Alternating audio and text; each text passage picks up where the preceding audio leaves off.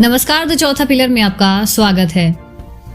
मऊगंज जिले में डॉक्टर की गुंडागर्दी फिर उजागर, मरीज और पत्रकार से अभद्रता का आरोप। खबर जिला मऊगंज जिले के सामुदायिक स्वास्थ्य केंद्र नई गढ़ी में डॉक्टर द्वारा गुंडागर्दी करने का मामला एक बार फिर सामने आया है।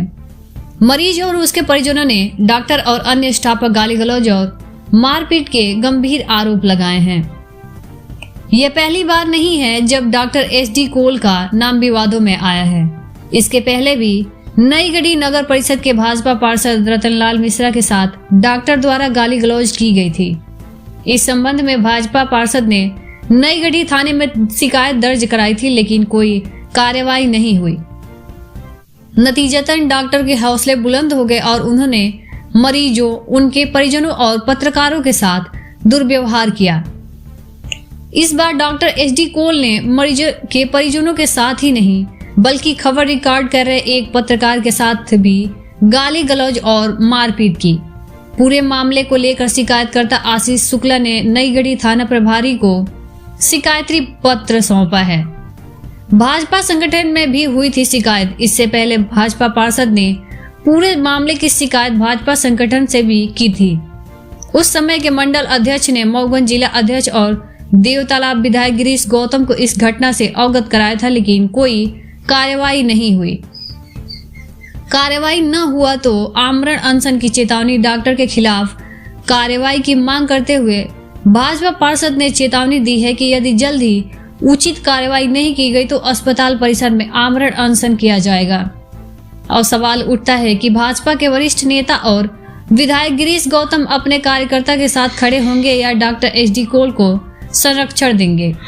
इस घटना ने मऊगंज जिले में स्वास्थ्य सेवाओं की स्थिति पर भी गंभीर सवाल खड़े कर दिए हैं। मऊगंज से राकेश गौतम की खास रिपोर्ट। डॉक्टर कर रहे थे या मरीज कर रहे थे? मौके पर SD कोल के द्वारा गाली गलौज किया जा रहा था, भद्रता की जा रही थी। पेशेंट का कॉलर पकड़ के कमरे के अंदर घसीटा जा रहा था। उसको बोला जा रहा था तुम कैसे वीडियो बनाए हो, तुमको चक्कर आ गया, मैं क्या करूं। SD कोल यहाँ पर किस पद पर है? नई गढ़ी समुदाय BMO मेडिकल ऑफिसर नई गढ़ी SD कोल। क्या मांग है आपकी? एक मांग हमारी ये है कि शासन प्रशासन से मांग ये है कि ऐसा BMO जो समाज के लिए खतरा है, घातक है, अगर ऐसा बर्ताव करते रहेंगे तो कुछ दिनों में हॉस्पिटल बंद पड़ जाएगी। हमारी मांग है शासन प्रशासन से कि इसको या तो यहाँ से हटा दिया जाए, नया BMO पदस्थ किया जाए। बताइए, थाने आए हुए हैं आप, क्या मामला? मेरा नाम नीरज पाठक है। मेरा मुख्य नाम जितेंद्र प्रसाद पाठक है। मैं ग्राम करह से अपने गृह ग्राम टेढ़ताल जा रहा था। मेरे पैर में जल गया था। मैं सोचा उसकी इलाज करवा लूं। सामुदायिक स्वास्थ्य केंद्र नई गढ़ी में सुबह मैं 10:30 बजे, 10:30 के आसपास सामुदायिक स्वास्थ्य केंद्र नई गढ़ी पहुंचा अपने परिवार के साथ। मेरी बच्ची है, मेरी धर्मपत्नी है रक्षा पाठक। मैं पर्ची कटवाया वहाँ OPD में। उसका 5 रुपये शुल्क लगा। मैं शुल्क दिया, फिर डॉक्टर साहब के पास गया। डॉक्टर साहब मौजूद थे अपने चैम्बर में। SD कोल जी थे। उनसे इलाज के लिए बताया कि मेरे पैर में ऐसी वारदात है। उन्होंने 2 सूजी लिखा और कुछ दवाई गोली लिखा। मैं कमरा क्रमांक 3 में सूजी लगवाने गया। एक मेरे हाथ में लगाई गई, एक मेरे पीछे लगाई गई। जैसे ही मेरे सूजी लगाई गई मैं बेहोश हो गया। मुझे चक्कर सा आने लगा और मुझे पता नहीं था कि मैं कहाँ हूँ। 20 मिनट बाद मेरे जब होश आती है, मेरी पत्नी वहाँ रोते हुए मुझे मिलती है। मैं बोला कि क्यों रो रही हो? तो बोली कि आपको चक्कर आ गया था। तो हम बोले हाँ, चक्कर तो मेरा शरीर कांप अभी भी रहा है। और पत्नी से कुछ लोग, वहाँ नर्स भी थी और 1-2 पुरुष कर्मचारी थे, वो इससे बातचीत कर रहे थे।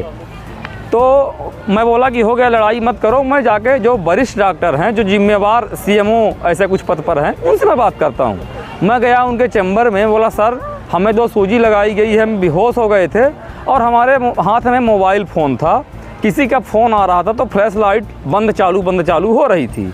उनको पता नहीं क्या संदेह हुआ कि हमको वो अपने कुर्सी से उठे और हमको पकड़ करके ऐसे मेरा कॉलर पकड़ लिए।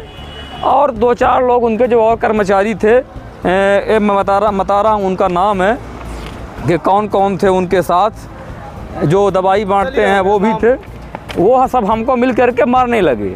जब मारने लगे मैं बोला भाई अपराध मेरा क्या है? तो बोले तुम मुझे नहीं जानते हो। मैं बोला नहीं जानता हूँ, आप हैं कौन? पहले तो पाठक जी BMO साहब थे, वो काफ़ी व्यवहार अच्छा उनका था। बोले भैया हम आपको जानते, आप हैं कौन? बोला मैं तेरा बाप हूँ। और खूब मारने लगे और मुझे कमरे में ले जा करके बंद करने लगे।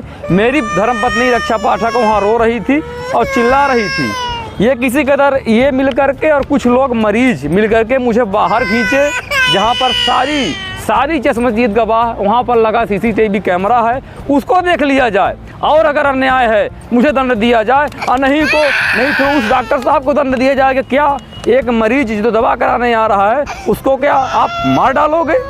दूसरा मेरा निवेदन है शासन प्रशासन से कि अगर मेरे हाथ में मोबाइल था तो क्या अंदर ऐसा क्या चल रहा था कि डॉक्टर साहब इतना बौखला है कि मेरे जान लेने में उतारू हो गए? एक अस्पताल है, मान लीजिए मेरे मोबाइल में हाथ में फ़ोन था तो क्या मेरी कोई जान ले लेगा? तीसरा ही मेरा शासन सवाल है कि मुझे बंद कमरे में ले जा करके मार डालते, मेरी लाश फेंक देते, क्या इतना बड़ा अत्याचार हमारे साथ होगा? मतलब मैं ब्राह्मण हूँ, गरीब ब्राह्मण हूँ, तो मुझे मार डालेंगे? तो मैं विनती करता हूँ माननीय मुख्यमंत्री यादव जी से, कलेक्टर साहब से और जितने भी जिम्मेवार हैं कि मुझे न्याय चाहिए। अगर न्याय नहीं होगा तो एक दिन ऐसे ही घटना डॉक्टर साहब कहीं बड़ी अंजाम दे देंगे। मैं विनती करता हूँ, मेरी पत्नी साथ में है, रो रही थी, मैं भूखा हूँ, ये मेरे पैर में चोट लगी हुई है, ये मेरे पैर में चोट है, ये मेरा शर्ट फाड़ दिए हैं। मैं बार बार विनती कर रहा हूँ कि एक ब्राह्मण समाज को अगर इस तरह से गरीब ब्राह्मण को मारा जाएगा तो हम कहाँ जाएंगे?